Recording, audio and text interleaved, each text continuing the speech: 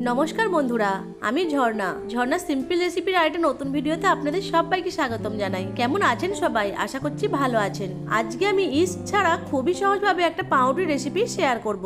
এটা একটা requested video. আমার একটা পাউরুটি রেসিপিতে একজন দিদিভাই কমেন্ট করেছিলেন ইস্ট ছাড়া পাউরুটি রেসিপি শেয়ার করার জন্য। বর্মশাইয়ের ট্রান্সফার, নতুন জায়গায় সংসার সাজানো ইত্যাদি কারণে আমার রেসিপিটা দেওয়া হয়ে উঠছিল না। অবশেষে আজকে রেসিপিটা শেয়ার করছি। আজকে যে পাউরুটি রেসিপিটা শেয়ার করব সেটা খুবই সহজ আর খুব কম সময়ে বানানোও যায়। চলুন তাহলে শুরু করি।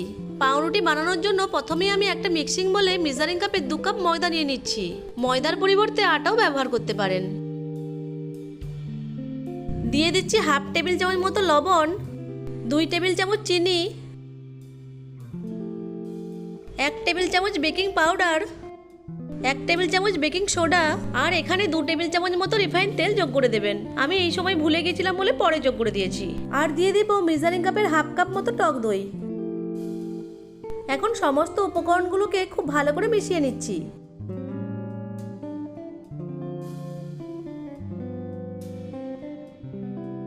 সমস্ত উপকরণগুলোকে খুব ভালো করে মিশিয়ে নিয়েছি। এখন অল্প অল্প করে জল যোগ করে একটা নরম চ্যাটচ্যাটে ডো তৈরি করে নেব।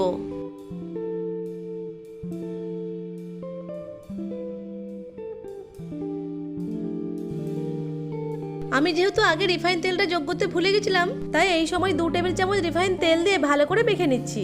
আপনারা আগেই শুকনো উপকরণের সাথে রিফাইন তেলটা যোগ করে দেবেন। এখন ভালো করে মথে নিয়ে ডোটাকে তৈরি করে নিচ্ছি। এইরকম একটা নরম চ্যাটচ্যাটে ডো তৈরি করে নিতে হবে। এখানে আমার ডোটা তৈরি করতে মেজারিং কাপের হাফ কাপের থেকে সামান্য কম জল লেগেছে। এবার হাতটা ধুয়ে হাতে সামান্য রিফাইন তেল নিয়ে ডোটাকে আরেকবার ভালো করে মথে নিচ্ছি। এভাবে হাতে তেল লাগিয়ে নিলে ডোটা হাতে লেগে যাবে না। ডোটাকে ভালো করে মথে নিয়েছি। এখন ঢাকা দিয়ে 25 থেকে 30 মিনিট মতো রেস্টে রেখে দেব। হাতে সময় থাকলে আরো বেশিক্ষণ সময় ধরে ঢাকা দিয়ে রাখতে পারেন। 30 মিনিট পর ঢাকাটা খুলে নিলাম। দেখুন ডোটা ফুলে উঠেছে। এখন ডোটাকে আরেকবার ভালো করে মথে নিয়ে স্মুথ করে নিচ্ছি। দেখুন ডোটা আগের থেকে অনেকটাই স্মুথ হয়ে গেছে। এখন ডোটাকে এইভাবে একটু গোল করে নিচ্ছি।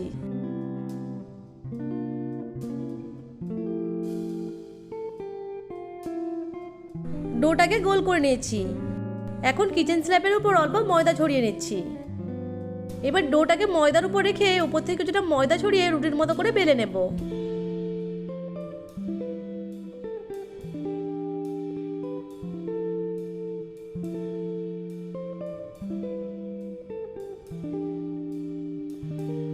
রুটির মতো বেলে নিয়ে রুটিটাকে এইভাবে ফোল্ড করে নিচ্ছি। এবার ওই রোলটাকে হাত দিয়ে একটু চ্যাপটা করে আবারও রুটির মতো করে বেলে নেব।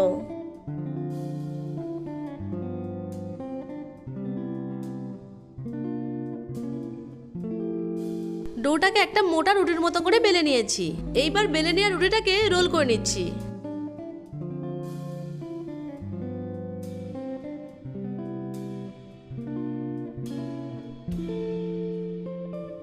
লাস্টের অংশটা খুব ভালোভাবে সিল করে নিতে হবে।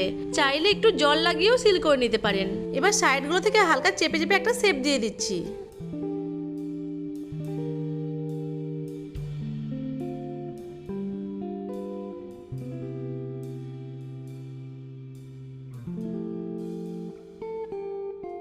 এখন আমি একটা কেক বানানোর মোল্ড নিয়ে তাতে অল্প রিফাইন তেল দিয়ে তেল ব্রাশ করে নিচ্ছি।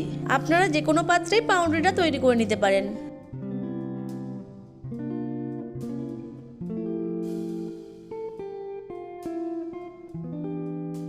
এবার তৈরি করে রাখা ওই পাউরুটির ডোটাকে এই মোল্ডের মধ্যে নিয়ে নিচ্ছি।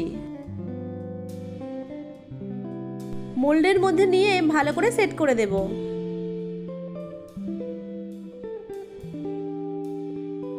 এখন এটাকে ঢাকা দিয়ে 15 থেকে 20 মিনিট মতো রেস্টে রেখে দেব।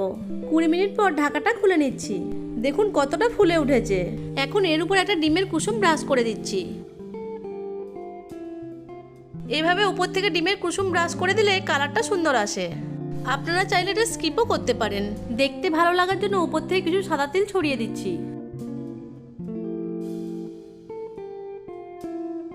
এবার পাউরুটিটা বেক করার জন্য একদম রেডি হয়ে গেছে।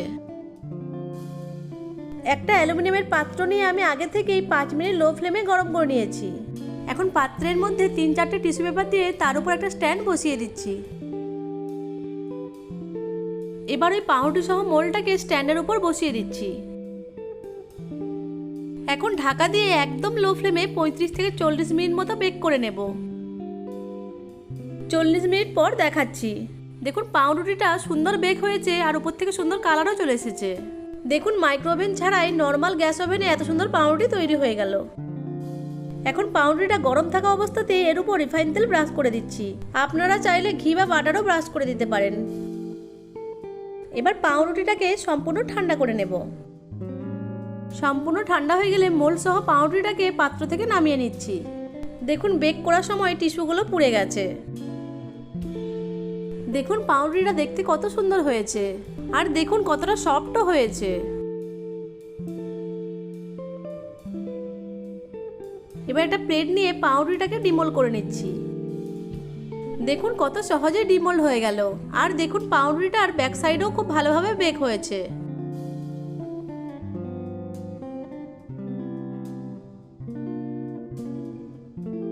এখন পাউরুটিটাকে একটা ছুরি দিয়ে স্লাইস করে কেটে নিচ্ছি।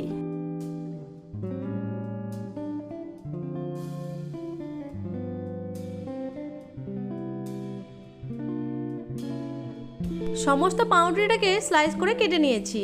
দেখুন পাউরুটিগুলো কতটা সফট আর স্পঞ্জি হয়েছে।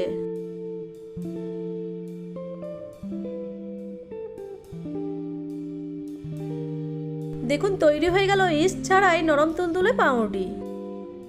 আশা করছি আজকের রেসিপিটা আপনাদের কাছে ভালো লেগেছে। ভালো লেগে থাকলে আমার ভিডিওটিকে লাইক, কমেন্ট, শেয়ার আর চ্যানেলটিকে সাবস্ক্রাইব করে পাশে থাকা বেল আইকনটিকে অন করে রাখবেন আমার পরবর্তী ভিডিও নোটিফিকেশন সবার আগে পাওয়ার জন্য।